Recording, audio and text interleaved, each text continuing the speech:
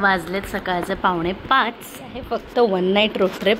अर्ध सामान गाडीत ठेवलेलं आहे आणि हे आहे उर्वरित सामान जे आता न्यायचं. प्रश्न पडला असेल की आम्ही निघालोय कुठल्या रोड ट्रिपवर, तर stay tuned and keep watching. लवकरच कळेल आम्ही कुठे निघालोय.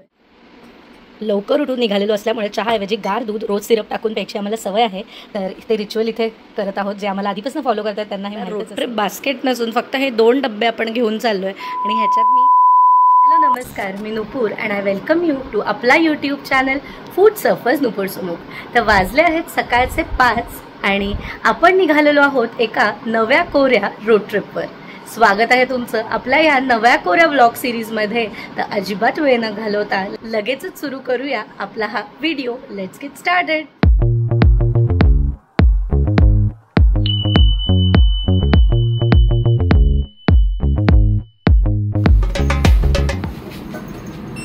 रेडी? येस. एक्साइटेड? एकदम. सो येस, आपण निघालेलो आहोत दिवेआगरला आणि सुमुख एकदम एक्सायटेड असण्याचं कारण हे सुद्धा आहे की यंदा आम्ही फक्त दोघेच नसून आमचे मित्रमैत्रिणीसुद्धा आमच्याबरोबर येत आहेत. आपण आता पोचलेलो आहोत माझ्या मैत्रिणीच्या सोसायटीत. आता त्यांना इथून पिकअप करणार आहोत आणि मग जर्नी होईल कंटिन्यू.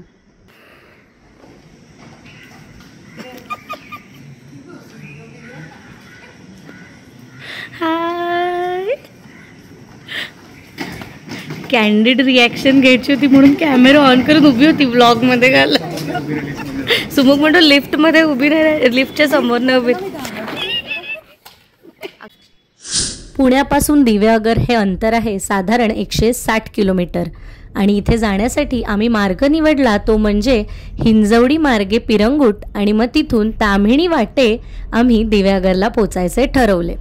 पावसाळ्याचे दिवस म्हटल्यावर ताम्हिणीचं सौंदर्य पाहायला मिळणार ह्याची उत्सुकता होतीच.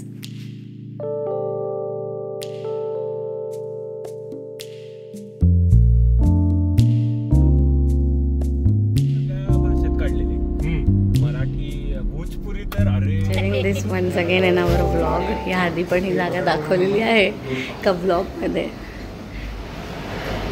हे जोशीवाडेवाले नेहमी आमच्या व्लॉगमध्ये येतं कारण जेव्हाही ताम्हिणीकडून आम्ही जातो आम्ही लवकर निघतो आणि सकाळी इतक्या लवकर फक्त हेच ओपन असतं इथे, बाकी काहीच नसतं.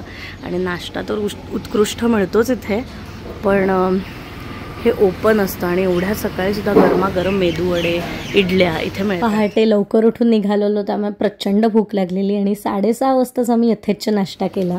तुझं कुठे? येत आहे गरम गरम वडे तळत आहेत. मला ते जास्त आवडतं वडा रस्सा. अक्षरशः प्रत्येक टप्प्यावर भरपूर सारे व्हिडिओज, रील्स आणि फोटो काढत काढत आमचा प्रवास पुढे सरकत होता. ही माझी मैत्रीण आहे अक्षदा आणि ती खूप छान रील्स काढते आणि ती मला सुद्धा ट्रेन करत होती.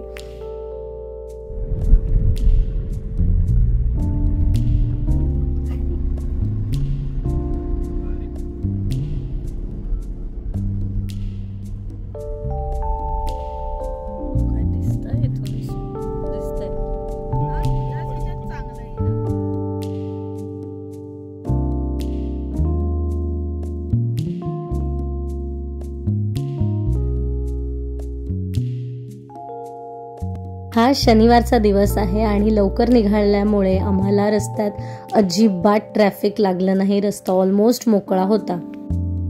आपल्या चॅनलवर जेवढे रोड ट्रिप व्हिडिओज आहेत त्यात एक गोष्ट तुमच्या लक्षात आली असेल की नेहमी आम्ही पहाटे लवकर उठून निघतो, त्यामुळे प्रत्येक रोड ट्रिप व्हिडिओत सनराईज आपल्याला पाहायला मिळतो. तसंच इथे सुद्धा सनराईज झालेला आहे. आणि जसं आपण गोव्याकडे अर्थात साऊथ साईडला जातो तेव्हा सनराईज डाव्या हाताला दिसतो, पण ताम्हिणीकडे जाताना आपल्याला उजव्या हाताला सनराईज पाहायला मिळतो. बघता बघता संपूर्ण वातावरण बदललं. ऊन नव्हतं, पाऊसही नव्हता आणि सगळ्या डोंगरांवरती धुकं पसरलेलं होतं.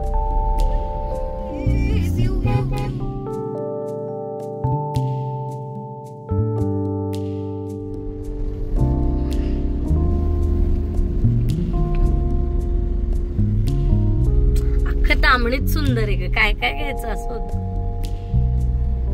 हिरवीगार झाडी, भरपूर धुकं, मंद वारा, हलका पाऊस, धबधबे आणि धुक्यातून हळूच आपल्याकडे डोकावून पाहणारे डोंगर, हे सगळं एकाच ठिकाणी पाहायला मिळतं, ते म्हणजे ताम्हिणीत. ताम्हिणीतून मुळशीत एखाद्या रिसॉर्टवर गेलेली आपली फॅमिलीची पिकनिक असो वा आपल्या बायकर फ्रेंड्स सोबत केलेली बाईक राईड किंवा आपल्या पार्टनर सोबत केलेली एखादी रोमॅन्टिक लॉंग ड्राईव्ह, कुठल्याही ओकेजनसाठी एक बेस्ट ड्रायव्हिंग किंवा रायडिंग एक्सपिरियन्स विथ नेचर जर अनुभवायचा असेल तर ताम्हिणीला पर्याय नाही. वाटेत अशाच एका स्पॉटवर आम्ही थांबून खूप फोटोज काढले. आणि इथे गव्हर्नमेंटने सुद्धा काही बोर्ड लावलेत, काही सूचना गाईडलाईन्स दिल्यात.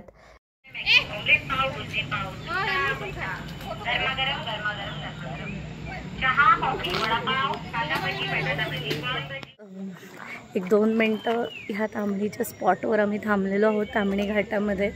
आणि खूप छान वातावरण आहे.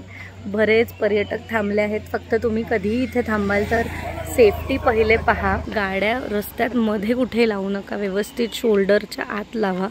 आणि जिथे असे शोल्डर आहेत रस्त्याला तिथे आतमध्येच सेफली तुम्ही गाडी लावा आणि मगच तुम्ही गाडी बाहेर उतरा. हा स्पॉट आहे जिथे आम्ही आत्ता थांबलो आहे आणि खूप छान वाटते. इथे चहा, कांदा भजी, कणीस ह्याचा एक स्टॉलसुद्धा आहे, पण आम्ही नुकताच नाश्ता केलेला असल्यामुळे आम्ही इथे काही घेत नाही आहोत. हा रस्ता आहे जिथून आपण आत्ता आलो आहे आणि आता आपण इथून प्रस्थान करणार आहोत पुढे.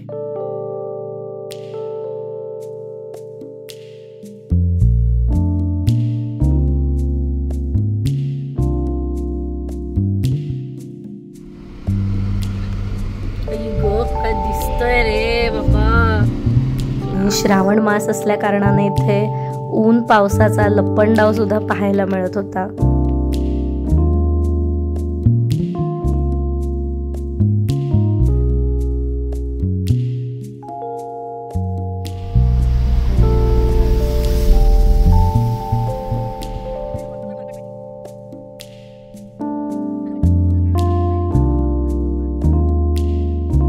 आपण आलेलो आहोत फाट्यावरती, जिथे आपल्याला MIDC रोड आता आपल्याला वळायचं लेफ्ट साइडला. तर मागच्याच वर्षी आपण हा रस्ता पाहिला होता आमच्या पुणे ते दापोली ह्या रोड ट्रिप व्लॉगमध्ये, आणि तेव्हा ह्या रस्त्याची कंडिशन आपण ऑलरेडी पाहिलेली आहे.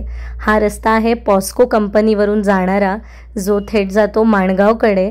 आणि हा रस्ता आपण ह्या आधीसुद्धा पाहिलेला आहे, पण यंदा आत्ता ऑगस्ट 2024मध्ये आम्ही इथून जात असताना रस्त्याचं पुन्हा काम सुरू झालेलं आहे आणि हा वन वे केलेला आहे. आणि रस्ता हा पॅच थोडा खराब आहे. आणि आता बाईक लवर व्ह्युअर्ससाठी थोड्याशा आमच्या गप्पा. एक्सपेन्सिव्ह आहे सुपर आहे. ग्रीन खरं खूप खपतं. ती वर्ष ते ग्रीन बघितलं की ते म्हणजे ते ऍक्सेलरेट 400cc पण जी आहे ना, निंजा 400cc, ती पण म्हणजे अशी सुपर बाईक सारखी वाटते इनलाईन असल्यामुळे. हो, कुठली ठरली फायनली? एकच नाव सांगायचं आता. एकच नाही सांगू शकत. कसं आहे, बॉईज बॅड बॉय टॉय असं म्हणतात ते. एक कसं सांगणार तरी पण एक दोघांनी सांगा. त्या बाबतीत मी बेवफ आहे. देव करो मला करोडो मिळवत आणि मी असं माझं गॅरेजच बनवणार ओन केलेल्या गाड्यांचं. आणि बाईक लवर्सचं बाईकसाठी प्रेम हे कायम असंच असतं. कितीही चांगली गाडी घेतली, काही घेतलं तरी बाईक विषयीचं प्रेम काही त्यांचं संपत नाही. त्यामुळे ह्यांना असंच मी फूस लावून विचारत होते की तुम्ही आता कुठली बाईक घ्याल. बाय द वे, आमच्या या फ्रेंडकडे ऑलरेडी एक खूप छान बाईक आहे, पण तरीसुद्धा मी जसं म्हटलं की एक घेऊन मन त्यांचं भरत नाही. तर तेच डिस्कशन मी इथे तुम्हाला आत्ता ऐकवलं. तुम्हाला कुठली बाईक आवडते आणि तुमच्यापैकी किती जण बाईक लवर्स हा व्हिडिओ बघताय, नक्की कॉमेंट करून सांगा कॉमेंट बॉक्समध्ये. आणि तुमची ड्रीम बाईक कुठली आहे ते पण सुमुखला सांगा नक्की. त्याला खूप आवडतं ह्या विषयांवरती चर्चा करायला. आणि असंच ढीकभर गप्पा मारत, गाणी ऐकत, व्हिडिओज, रील्स, फोटोज घेत आम्ही येऊन पोचलो आहे आता माणगावमध्ये. आणि माणगाववरनं आपल्याला लेफ्ट घ्यायचं आहे आणि हे आहे माणगाव बस स्टॉप.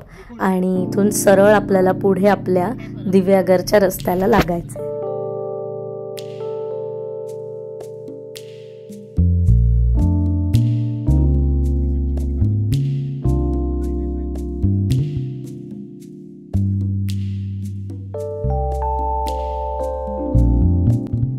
त्यानंतरचा जो रस्ता आहे तो तुम्ही ऑलरेडी पाहताय, खूप छान आहे आणि काहीच ट्रॅफिकसुद्धा नव्हतं आणि हा रस्त्याचा पॅचसुद्धा नवीन तयार झालेला आहे. तर ह्या रस्त्यावरनं आम्ही खरंच खूप कमी वेळात दिव्यागरला पोचलो.